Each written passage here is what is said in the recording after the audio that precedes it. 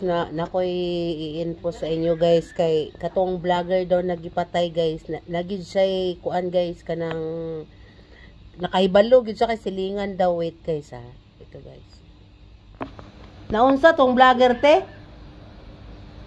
Ay, gitanga ito sa mga tulisan. Unya yung pagkatanga yun sa may natabo dayon. Wa na siya kita. Ay mong tuan ang gipatay siya ay buton na nag-ingon. Okay, ningon ba sa balita ti kay kuan bago daw to kinuha na baril daw to sa paa. Fake news, fake news. Fake news day. So unsa maging tinuod ani? Buhi siya, wala siya dito. Na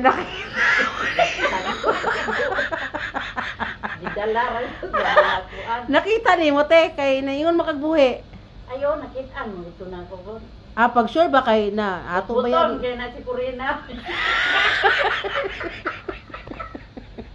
Fake news, wa maganik adto dito si Bugay patagad-sagad dito te.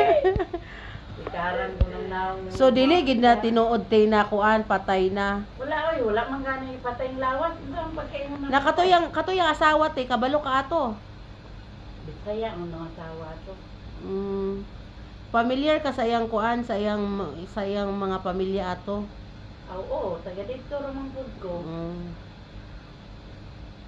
Kay sala man pud nila no nganong vlog mong sila asa sila pa nasa sila na lugar. Kalon man gud guys, day mo na dia. Mao na diya.